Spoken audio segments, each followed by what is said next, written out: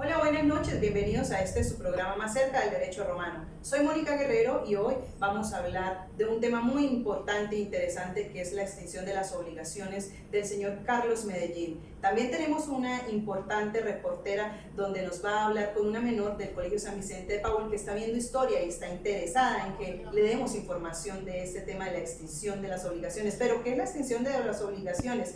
Pues bien, su palabra lo indica, son la finalización de las obligaciones, la terminación de las mismas. Sin más preámbulo, vamos a darle espacio a lo que es el ipso iuri, que significa pleno derecho. Bienvenidos a este su programa Más cerca del derecho romano. Gracias por seguir con nosotros en este programa Más cerca del derecho. Le damos la bienvenida a Nicole, estudiante del Colegio San Vicente de Paúl. Sigue, Nicole, y súper felices desde que ya estén viendo ustedes formación de derecho. Bienvenida, Nicole, cuéntenos qué quiere saber usted sobre la extensión de las obligaciones. Hola, mi nombre es Nicole Valentina, del Colegio San Vicente de Paúl, y estamos viendo historia. A mí me gustaría saber más acerca de cómo las personas en Roma pagaban sus deudas.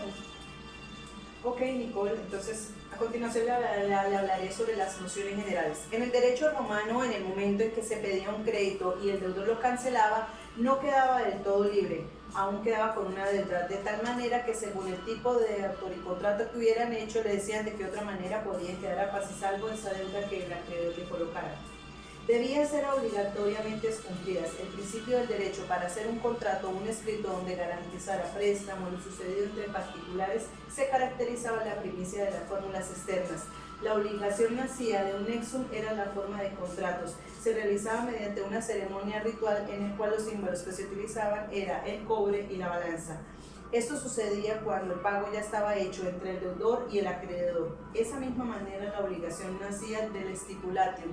No podía extinguirse sino por la forma en que el acreedor declaraba libre de su obligación al deudor. Pero si la obligación había nacido del contrato literis, no podía extinguirse tampoco, sino por medio de la escritura. Todo se basaba según la clase del contrato que realizaba el deudor y el acreedor. Por otra parte, admitido por el derecho civil, nace un nuevo contrato llamado mutuo disentimiento de los contratantes, que significa las obligaciones que se contraen por el consentimiento se disuelven por la sola voluntad contraria.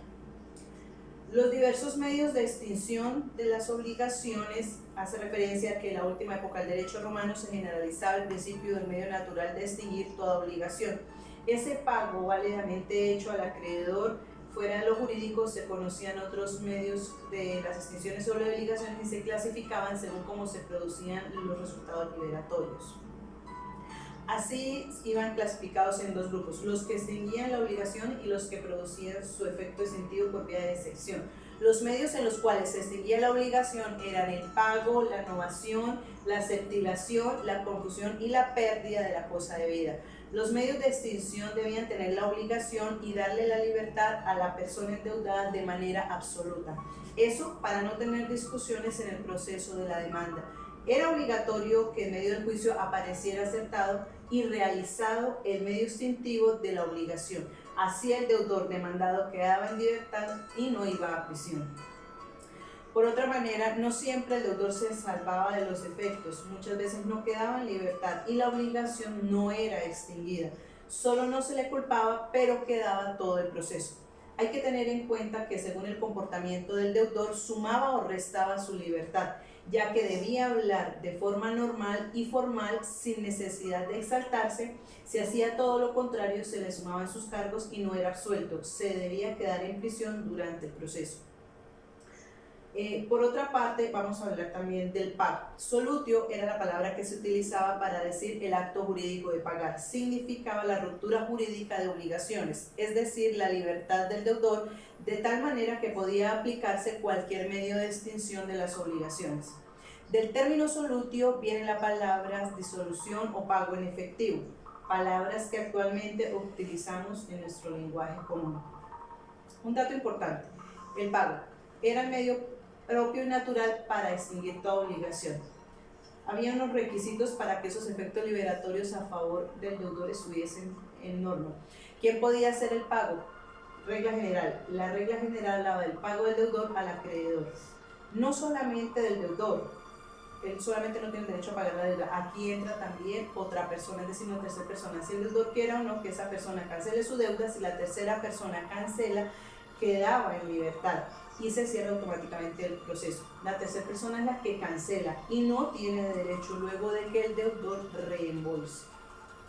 El segundo requisito: ¿a quién debía hacerse el pago? Al acreedor no le importaba quién cancelara la deuda, solo que cumpliera los parámetros expuestos. Si al acreedor llegaba a fallecer, el pago sería vigente a su heredero. El acreedor todo lo tenía que hacer legalmente luego que el tema fuera llevado a un juicio. Por otra parte, el acreedor debía cumplir ciertas normas, como por ejemplo, requisitos, ya que de esa forma se le obliga al deudor a cancelar. Tercer requisito: ¿qué cosa debía pagar el acreedor? Se debía cumplir todo lo prometido. El acreedor no podía ser obligado a recibir algo distinto. No se podía tampoco recibir por partes, solo su totalidad. El deudor, por decisión propia y sin obligación, le podía dar un poco más de la deuda. El acto jurídico no decía nada, él respetaba su decisión. Los anteriores requisitos dicen: la relación directa, los elementos constitutivos, el vínculo jurídico, la obligación, que son los siguientes: sujeto activo, sujeto pasivo y el objeto.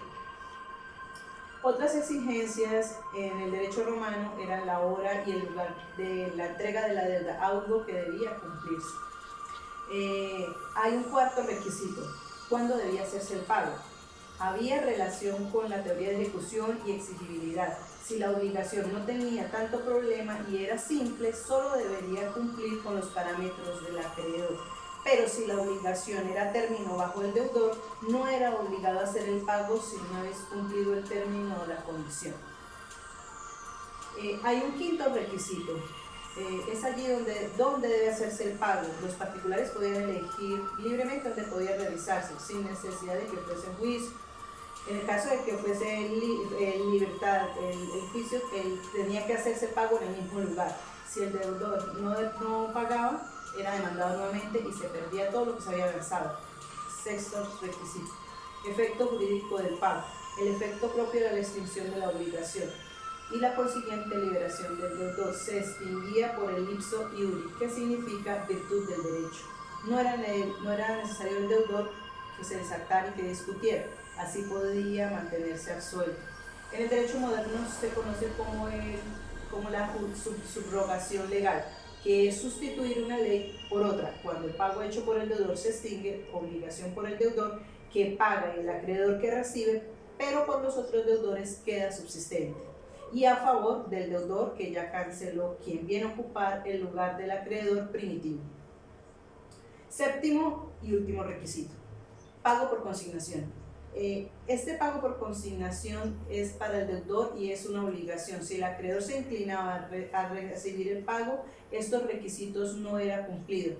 De esta manera el deudor podía hacer ofrecimientos sucesivos y si no aceptaba, el juez autorizaba la consignación al depósito del objeto para finalizar el acto jurídico, la cual se llamaba accidentium, equivale al pago de la consignación, y de esta manera se daba la obligación jurídica.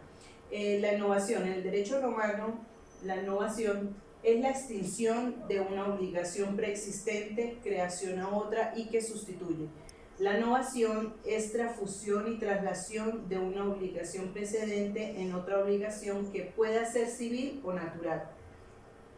Esto significa cuando la causa precedente se sustituye una para que la primera desaparezca. Este escrito es de Ulpiano.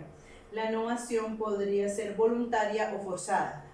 Una de las formas de novación era el stipulatium verbis, forma general de contratar en el derecho romano. También estaban los elementos esenciales de la novación, que se dividían en 4, los cuales eran: primero, una obligación preexistente; segundo, una obligación nueva; tercero, identidad de objeto; y cuarto, la intención que era claramente expresada de extinguir la obligación. En el derecho romano era indispensable para que hubiese novación de identidad del objeto y la obligación. No era reconocida como actualmente en el derecho civil, la novación por el cambio del objeto.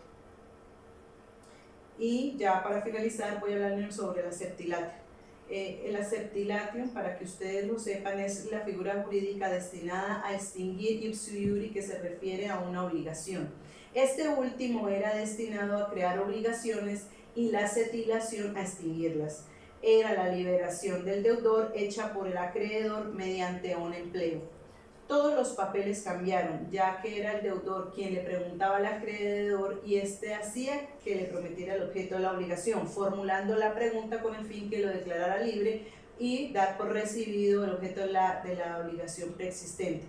La respuesta que le debía dar el acreedor al deudor simplemente era: lo he recibido. Luego de esta respuesta afirmativa, la obligación quedaba extinguida de pleno derecho. Y después de tanto por fin, el acreedor quedaba en total libertad con esta declaración. De esta manera, Nicole, le damos una información que espero haya sido funcional, haya aplicado a sus necesidades y pueda multiplicar con su equipo de formación. ¿Tiene alguna duda o le pareció explícita la información, Nicole? Sí, gracias por su explicación. Tomé atenta nota a todos sus datos importantes dichos por usted. Gracias. Gracias a usted y gracias a todas las personas que en estos momentos nos siguen, y espero haya quedado un poco de claridad de información sobre este importante capítulo que nos habla sobre la extinción de las obligaciones. Muy buenas noches, hasta nuestro próximo programa. Gracias.